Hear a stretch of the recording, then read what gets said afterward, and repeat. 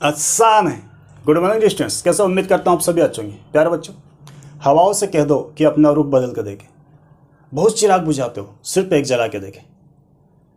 Dear student, इन शब्दों के साथ आज का जो हमारा टॉपिक है वो हवा पर डिपेंड करेगा, राइट। तो डियर स्टूडेंट्स, सभी जीवों को, चाहे पेड़ पौधे हो, जीव जंतु या सूक्ष्म जीव, अपनी जैविक क्रिया को सुचारू रूप से संपन्न कराने के लिए, चलाने के लिए उन्हें ऊर्जा की आवश्यकता होती है, और ये ऊर्जा उन्हें कार्बनिक पदार्थों के ऑक्सीकरण से प्राप्त होती है।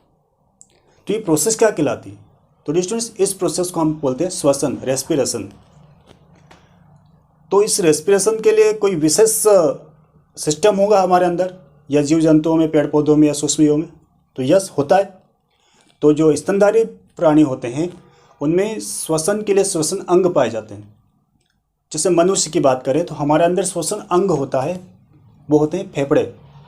पहले छोटे थे तो हम समझा करते थे कि श्वसन अंग नाक या मुंह होगा, क्योंकि या तो हम नाक के माध्यम सांस लेते हैं, मुंह के माध्यम सांस लेते हैं। तो डियर स्टूडेंट्स, ये श्वसन मार्ग है, अंग नहीं है। तो श्वसन अंग हमारे अंदर होता है, लंग्स मीन्स फेफड़े होते हैं, ठीक है।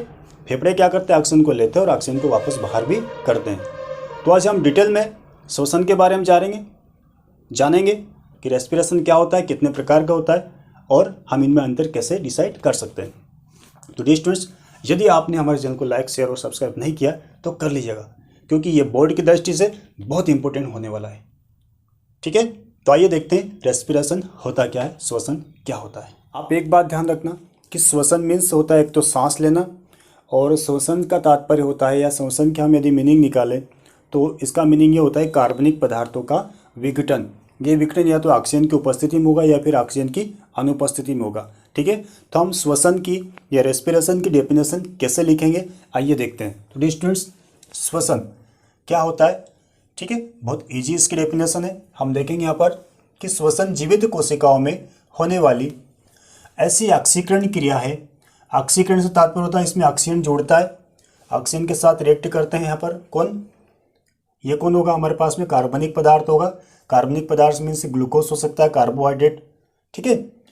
तो क्या होगा, देखिए, श्वसन जीवित कोशिकाओं में होने वाली ऐसी ऑक्सीकरण क्रिया है जिसमें कुछ कार्बनिक पदार्थ जैसे ग्लूकोज, सुक्रोज, शर्करा आदि, प्रोटीन भी हो सकता है, वसा भी हो सकता है, ठीक है, विघटित होकर, विघटित मतलब टूटकर, ठीक है, सरल पदार्थों में, विघटित होकर सरल पदार्थों में टूट जाते हैं, ओके। और ये सरल पदार्थ कौन होंगे? जैसे कार्बन डाइऑक्साइड, जल आदि, और साथ ही ऊर्जा उत्पन्न होती है। बात सुन रही कि जीवित कोशिकाओं में होने वाली ऐसी ऑक्सीकरण क्रिया है जिसमें कुछ कार्बनिक पदार्थ जैसे ग्लूकोज, सुक्रोज, शर्करा आदि विघटित होकर सरल पदार्थों में टूट जाते हैं तथा ऊर्जा उत्पन्न होती है। तो इस प्रोसेस को हम बोलते हैं रेस्पिरेशन या फिर श्वसन, ठीक है। रासायनिक समीकरण की यदि हम बात करेंगे तो हमारे पास में कार्बनिक पदार्थ कौन है? ग्लूकोज है ना, ग्लूकोज है। ग्लूकोज का फार्मूला होता है C6H12O6। ये कहाँ बना था? हमने इसके पहले वाला वीडियो बनाया था, फोटोसिंथेसिस। यदि आपने वीडियो नहीं देखा तो प्लीज़ देख लीजिएगा, ताकि आपको क्रमबद्ध तरीके से ये समझ में आ जाए, ठीक है। तो हम क्या करें? ग्लूकोज का ऑक्सीकरण कर रहे हैं, ऑक्सीजन के साथ क्रिया कर रहे हैं, ठीक है।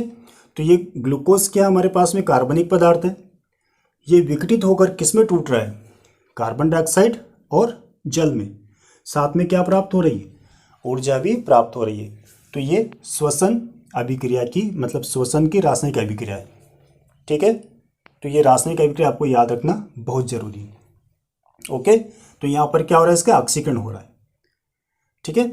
अब बात आती है कि श्वसन के प्रकार, टाइप्स ऑफ रेस्पिरेशन, ये कितने प्रकार का होता है। तो डियर स्टूडेंट्स, श्वसन को ऑक्सीजन की उपस्थिति और अनुपस्थिति के आधार पर हम दो भागों में बांट सकते हैं, ठीक है।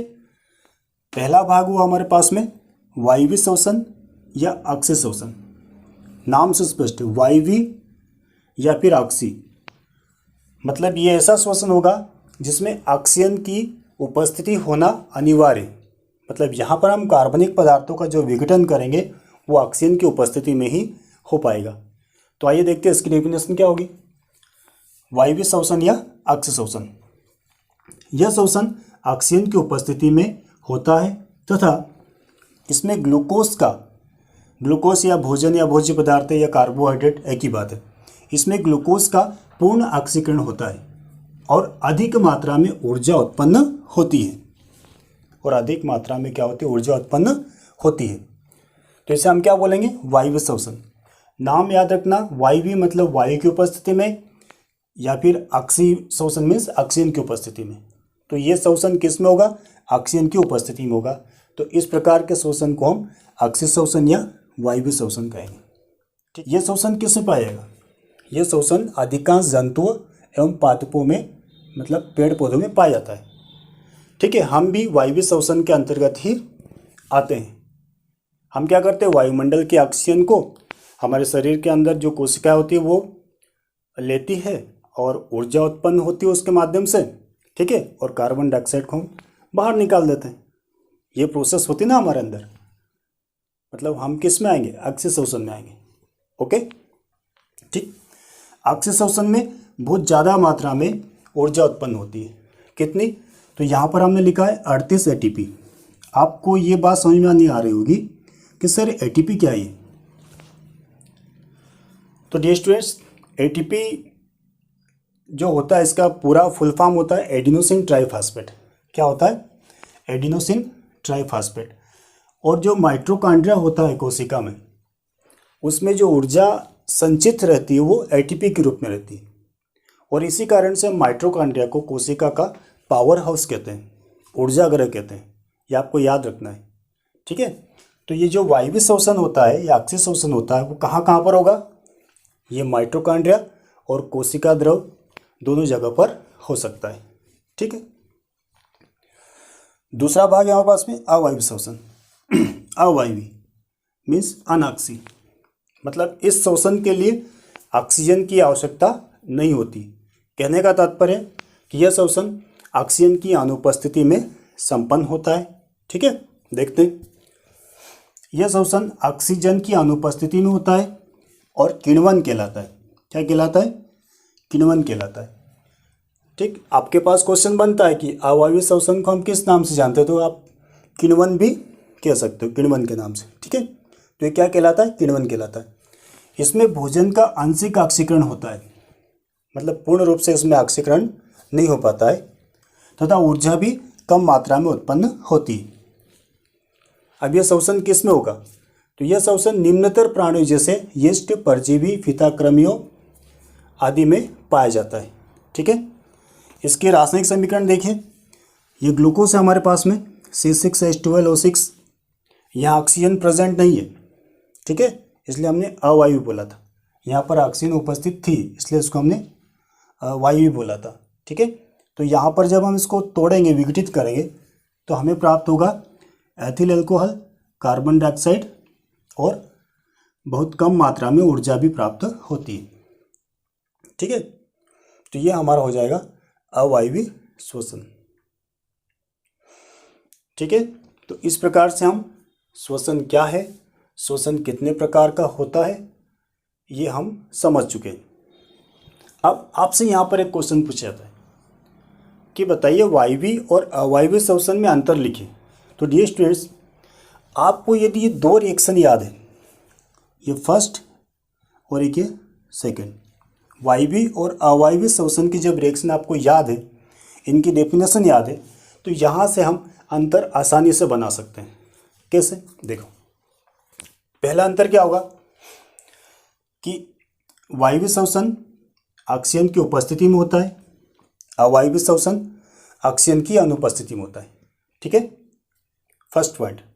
सेकंड पॉइंट क्या होगा कि वायवीय श्वसन में ग्लूकोज का पूर्ण ऑक्सीकरण होता है। क्या होता है? पूर्ण ऑक्सीकरण होता है, जबकि अवायवीय श्वसन में ग्लूकोज का आंशिक ऑक्सीकरण होता है। ओके, थर्ड पॉइंट क्या होगा? वायवीय श्वसन में अधिक मात्रा में ऊर्जा उत्पन्न होती है, मतलब इसमें ग्लूकोज के एक अणु से 38 ATP के अणु बनते हैं। ठीक है, जबकि अवायवीय श्वसन में कम मात्रा में ऊर्जा उत्पन्न होती है, इसमें ग्लूकोज के एक अणु से 2 ATP के अणु बनते हैं। ठीक है, चौथा पॉइंट क्या हो सकता है कि वायवीय श्वसन माइटोकॉन्ड्रिया और कोशिका द्रव दोनों में हो सकती है या होती है, ठीक है, लेकिन अवायवीय श्वसन सिर्फ कोशिका द्रव में होती है। Okay, 4 point. और 5वां पॉइंट, इसमें हम एग्जाम्पल दे सकते हैं कि यह श्वसन अधिकांश जंतु एवं पादपों में होता है और यह श्वसन निम्नतर प्राणियों जैसे यीस्ट, परजीवी और फीताकृमियों में पाया जाता है। 5वां पॉइंट हो गया। 6 पॉइंट आप ये लिख सकते हो, इसका रासायनिक समीकरण निम्नलिखित है। ये वाला C6H12O6 + 6O2 क्या बनाएगा? कार्बन डाइऑक्साइड, जल और ऊर्जा कितनी? 38 ATP। और इसकी रासायनिक समीकरण ये वाली। और इसमें क्या देख सकते हो कि वायवीय श्वसन में अंतिम उत्पाद कार्बन डाइऑक्साइड और जल होता है और अवायवीय श्वसन में अंतिम उत्पाद एथिल अल्कोहल और कार्बन डाइऑक्साइड होता है, ठीक है। तो इस प्रकार से इसके आप दोनों क्वेश्चन, ये बहुत महत्वपूर्ण है, बहुत इंपॉर्टेंट है। तो अब हम इसमें अंतर क्या होंगे वो मैं यहाँ पर आपको लिख के बताता हूँ, ठीक है। आइए देखते हैं इनमें क्या अंतर होता है। तो यदि आपको रासायनिक समीकरण इनकी याद है तो आप इसमें अंतर आसानी से कर पाओगे। इनकी डेफिनेशन याद है तो अंतर करना बड़ा आसान होता है। तो देखिए, हमने जो डेफिनेशन पढ़ी थी अभी और उसी में हमने अंतर निकाले थे और वहीं से इनमें हमने अंतर यहाँ पर लिखे हैं। देखो कौन कौन से हो सकते हैं। पहला अंतर, वायवीय श्वसन या एरोबिक रेस्पिरेशन की बात करें हम तो उसमें स्पष्ट है नाम से कि यह श्वसन ऑक्सीजन की उपस्थिति में होता है। इससे जस्ट उल्टा क्या हो जाएगा कि अवायवीय श्वसन में क्या होगा कि यह क्रिया ऑक्सीजन की अनुपस्थिति में होती है, ठीक है। पहला अंतर। दूसरा अंतर देखिए, इस क्रिया में ग्लूकोज का पूर्ण ऑक्सीकरण होता है ना। और इस क्रिया में क्या हो जाएगा, इस क्रिया में ग्लूकोज का आंशिक रूप से ऑक्सीकरण होता है। ओके। तीसरा अंतर हमने देखा था कि कितने एटीपी अणु बनते हैं उसमें, 38। मतलब वायवीय श्वसन में एटीपी के कितने अणु बनते हैं, 38 एटीपी अणु इसका निर्माण इसमें होता है। मतलब इसमें अधिक मात्रा में ऊर्जा उत्पन्न होती है या बनती है, ठीक है। लेकिन अवायु में कितना, अवायवीय श्वसन में 2 एटीपी अणु का निर्माण होता है ना। और हमने क्या बताया था अगला पॉइंट, ये क्रिया माइटोकॉन्ड्रिया और कोशिका द्रव दोनों में होती है, लेकिन अवायवीय श्वसन सिर्फ कोशिका द्रव में ही होता है, ठीक है। इस क्रिया में अंतिम उत्पाद क्या थे, कार्बन डाइऑक्साइड और जल, CO2 NH2O अंतिम उत्पाद के रूप में प्राप्त होते हैं, ठीक है। और उसमें हमें प्राप्त हुआ था कार्बन डाइऑक्साइड और एथिल अल्कोहल। तो हमारे पास में 5वां पॉइंट क्या होगा, इस क्रिया में अंतिम उत्पाद कार्बन डाइऑक्साइड और जल होता है और इस क्रिया में अंतिम उत्पाद एथिल अल्कोहल और कार्बन डाइऑक्साइड होता है। ओके। और लास्ट पॉइंट में आप इसके समीकरण दे सकते हो। ऑक्सीजन श्वसन में क्या करा हमने, ग्लूकोज के साथ में ऑक्सीजन की क्रिया बता दी, ठीक है। बना क्या, कार्बन डाइऑक्साइड, जल। एटीपी के अणु कितने बने यहाँ पर, 38 एटीपी, ठीक है।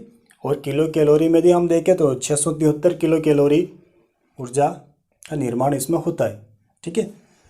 और अवायवीय श्वसन की बात करें तो यहाँ पर ऑक्सीजन उपस्थित नहीं है, ऑक्सीजन की अनुपस्थिति में क्रिया संपन्न होती है, ठीक है। तो यहाँ पर भी ग्लूकोज का ऑक्सीकरण होगा लेकिन आंशिक रूप से होगा। तो क्या प्राप्त होगा, एथिल अल्कोहल और कार्बन डाइऑक्साइड।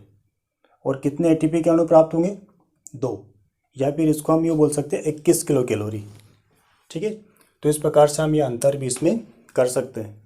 और ये क्वेश्चन वेरी वेरी IMP है, आने ही वाला क्वेश्चन ही, बोर्ड की एग्ज़ाम में ये क्वेश्चन पूछा ही जाता है। तो आज का टॉपिक था जो श्वसन किसे कहते हैं, श्वसन के प्रकार और इनमें अंतर। आप इसे याद कर लीजिएगा, ठीक है।